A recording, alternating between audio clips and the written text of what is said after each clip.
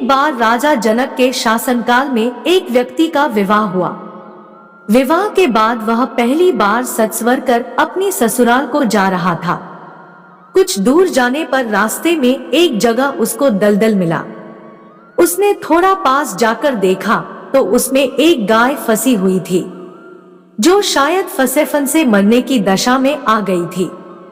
उस व्यक्ति ने उसको देखा तो उसके मन में गाय को बचाने का ख्याल आया, परंतु दूसरे ही क्षण मन में एक और विचार आया। उसने सोचा, ये गाय तो कुछ देर में मरने वाली ही है। अगर मैं इसको यहाँ से बाहर निकालने इस दलदल में घुसा तो मेरे कपड़े तथा जूते खराब हो जाएंगे और मैं अपनी ससुराल में ऐसी हालत में कैसे जा पाऊंगा। यह सोचकर वह गाय के ऊपर पैर रखकर आगे बढ़ गया। जैसे ही वह आगे बढ़ा, गाय ने जब उसे जाते हुए देखा तो उस व्यक्ति को शाप दिया कि जिसके लिए तू जा रहा है उसे देख नहीं पाएगा। यदि तू उसे देखेगा भी तो वह तत्काल ही मृत्यु को प्राप्त हो जाएगी। यह कहकर कुछ ही क्षण में गाय के प्राण निकल गए। उस शाप को सुनकर वह व्यक्ति दुविधा में फंस गया। उसे अपने किए पर बहुत पछतावा हो रहा था, परंतु अब कुछ नहीं हो सकता। जो होना था वो हो गया। अब वह व्यक्ति गौशाप से मुक्त होने का विचार करने लगा। मन में बहुत बड़ा बोझ लिए वह ससुराल पहुंचा। वहां पहुंचकर वह दरवाजे के बाहर ही बैठ गया और यह विचार करने लगा, अगर मेरी नजर मेरी पत्नी पर पड़ गई तो क्या होगा। कुछ समय बाद परिवार के अन्य सदस्यों ने उसे घर के अंदर चलने का अनुरोध किया, किंतु वह नहीं गया। रास्ते में जो घटना घटित हुई थी उसके बारे में भी किसी को नहीं बताया। उसके दिमाग में तो गाय के द्वारा दिया गया श्राप बार बार गूंज रहा था। जब उसकी पत्नी को उसके घर के अंदर न आने की बात पता चली तो उसने अपने घर वालों से कहा कि चलो, मैं ही चलकर उन्हें घर के अंदर लेकर आती हूँ। पत्नी ने जब जाकर उससे कहा कि आप घर के अंदर क्यों नहीं आ रहे हो और मैं जो भी बोल रही हूँ उसे सुनकर भी मेरे सामने होते हुए भी मेरी ओर क्यों नहीं देखते हो। वह व्यक्ति अपनी पत्नी की बात सुनने पर भी चुप रहा। काफी अनुरोध करने के बाद उसने रास्ते में घटित सारा वृतांत कह सुनाया। पत्नी ने कहा, मैं भी पतिव्रता स्त्री हूँ, ऐसा कैसे हो सकता है। आप मेरी ओर तो देखो। अपनी पत्नी की बात सुनकर उसने जो ही नजर उठाकर अपनी पत्नी की ओर देखा, वैसे ही उसकी आंखों की रोशनी चली गई और वह गाय के शापवश पत्नी को देख ही नहीं सका। उस व्यक्ति की पत्नी भी पतिव्रता थी, इसी कारण उसकी मृत्यु नहीं हुई। यह देखकर पत्नी अपने पति को साथ लेकर राजा जनक के दरबार में गई। वहां जाकर उसने सारा वृत्तांत कह सुनाया। राजा जनक ने राज्य के सभी विद्वानों को सभा में बुलाकर समस्या बताई।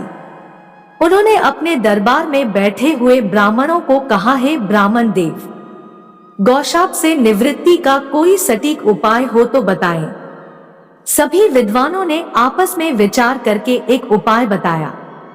उन्होंने कहा कि यदि कोई पतिव्रता स्त्री छलनी में गंगाजल लाकर उस जल के छींटे इस व्यक्ति की दोनों आंखों पर मारे तो गौशाप से मुक्ति मिल सकती है तथा इसकी आंखों की रोशनी पुनः लौट सकती है।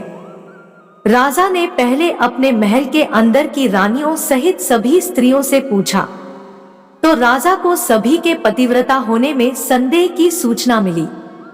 ऐसा सुनकर राजा जनक चिंतित हो गए। तब उन्होंने आसपास के सभी राजाओं को सूचना पहुंचाई।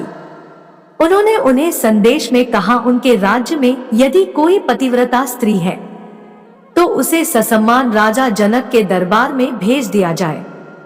जब यह सूचना अयोध्या के राजा दशरथ को मिली तो उसने पहले अपनी सभी रानियों से पूछा। प्रत्येक रानी का यही उत्तर था कि राजमहल तो क्या आप राज्य की किसी भी महिला, यहाँ तक कि झाड़ू लगाने वाली ही क्यों न हो, उसे भी पतिव्रता ही पाएंगे। राजा दशरथ को इस समय अपने राज्य की महिलाओं पर आश्चर्य हुआ और उन्होंने अपने राज्य की सबसे निम्न कार्य के अनुरूप मानी जाने वाली सफाई करने वाली को बुलाया। उस महिला से राजा दशरथ ने सम्मानपूर्वक पतिव्रता होने के बारे में पूछा तो उस महिला ने स्वीकृति में सिर हिला दिया। तब राजा ने यह दिखाने कर लिए कि अयोध्या का राज्य सबसे उत्तम है, उस महिला को ही राज सम्मान के साथ जनकपुर को भेज दिया।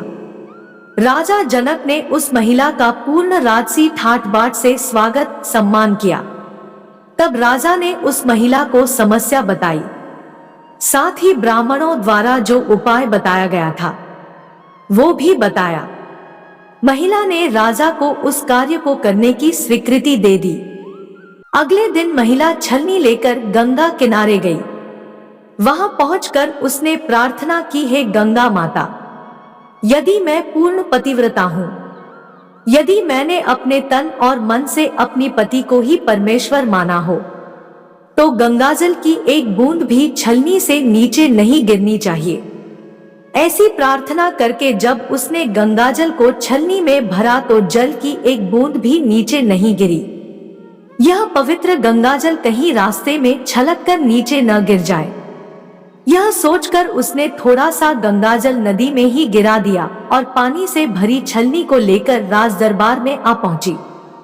राजा और दरबार में उपस्थित सभी नरनारी यह दृश्य देख आश्चर्यचकित रह गए। तब उस महिला को ही उस व्यक्ति की आंखों पर छींटे मारने का अनुरोध किया गया।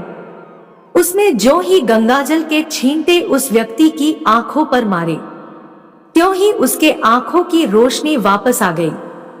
ये देखकर दरबार में उपस्थित लोग बहुत ही प्रसन्न हुए। तब उस महिला को पूरे राज सम्मान के साथ पारितोषिक दिया गया।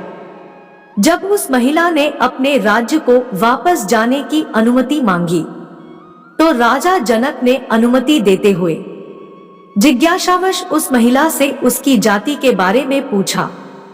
तब उस महिला द्वारा बताए जाने पर राजा आश्चर्यचकित हो गए।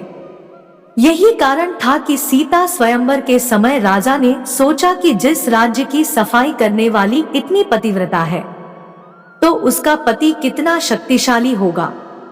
यदि राजा दशरथ ने उसी प्रकार के किसी व्यक्ति को स्वयंवर में भेज दिया और अगर उसने धनुष संधान लिया तो क्या होगा। राजकुमारी किसी निम्न श्रेणी के व्यक्ति को न वर ले। यही सोचकर अयोध्या नरेश राजा जनक ने राजा जनक को निमंत्रण नहीं भेजा, किंतु विधाता की लेखनी को कोई आज तक टाल सका है। वही हुआ जो होना था।